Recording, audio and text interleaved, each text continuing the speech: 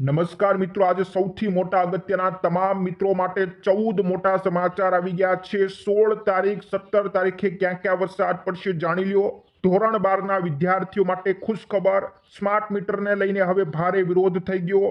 અખાત્રીજના વરસાદની મોટી આગાહી, રેશન કાર્ડ ધારકો માટે ખુશખબર, પીએમ મોદી નવી યોજના 3-3 લાખ રૂપિયાની સહાય, મહિલાઓને 1-1 લાખ રૂપિયાની જાહેરાત, કરા અને વીજળી સાથે ભારે આગાહી, પેટ્રોલ ડીઝલ ઉપર પ્રતિબંધ, ડુંગળીને લઈને મોટા સમાચાર, સૂર્ય તોફાન બ્લાસ્ટ, મોટા દ્રશ્યો સર્જાયા। આજના મુખ્ય ખેડૂત સમાચાર ઉપર ફટાફટ નજર કરી લઈએ।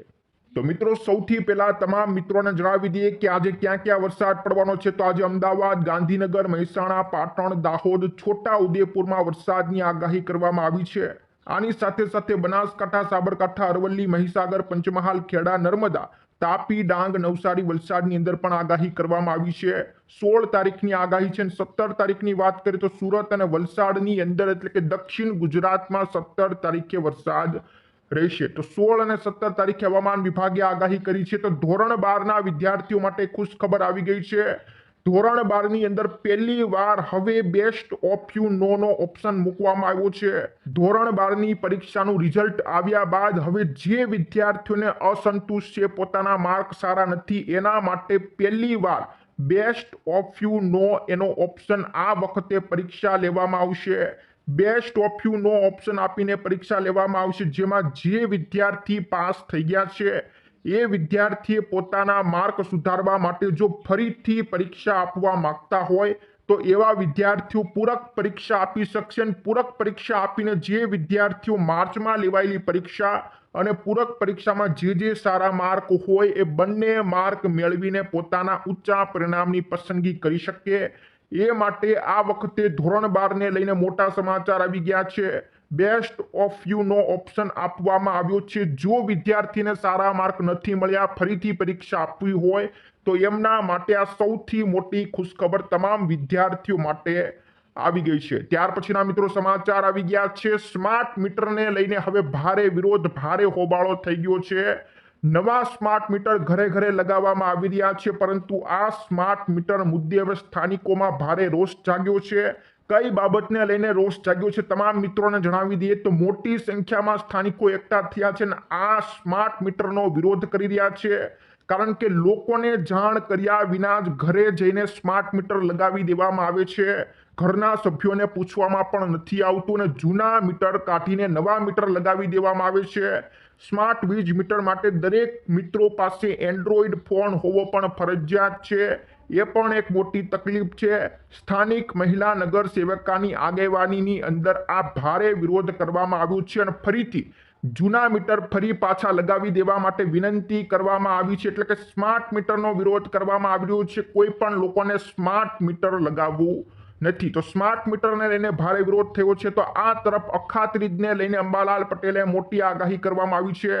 હવામાન નિષ્ણાત અંબાલાલ પટેલે અખાત્રીજના દિવસે સવારે નૈઋત્યના પવનના સંકેત મળ્યા હતા અને આ સંકેતો ખૂબ જ સારા મળ્યા છે। આ વખતે ચોમાસું વહેલું બેસી જાય એવી આગાહી કરવામાં આવી છે।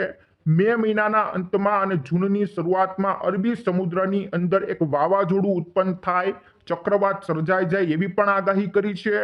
બંગાળની ખાડીમાં ઉપસાગરમાં 16 મેથી મોટી હલચલ જોવા મળશે એવી પણ આગાહી કરવામાં આવી છે। 14 તારીખે અંદમાન નિકોબારમાં ટાપુની અંદર ચોમાસું બેસી જવાની આગાહી કરવામાં આવી છે। આ કારણે દક્ષિણ ભારતમાં ચોમાસું વહેલું આવશે, જેથી ગુજરાતની અંદર પણ આ વખતે ચોમાસું વહેલું આવશે એવું અખાત્રીજના પવનને લઈને મોટી આગાહી અંબાલાલ પટેલે કરી છે। તો અખાત્રીજના પવનને લઈને આગાહી કરી દેવામાં આવી છે। ત્યાર પછીના રેશન કાર્ડ ધારકો માટે મોટી ખુશખબર આવી ગઈ છે।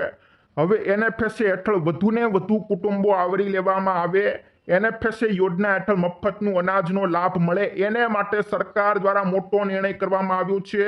રેશનિંગ વધુ આપી શકાય એ માટે અન્ન અને નાગરિક પુરવઠા વિભાગ દ્વારા મોટો ફેરફાર કરવામાં આવ્યો છે, જેની અંદર હવે કુટુંબનો સભ્ય માસિક આવક 15,000 કરતાં ઓછી હોય એવા તમામ મિત્રોને આની અંદર આવરી લેવામાં આવશે। અત્યાર સુધી વધુમાં વધુ આવક 10,000 રૂપિયા સુધી હતી।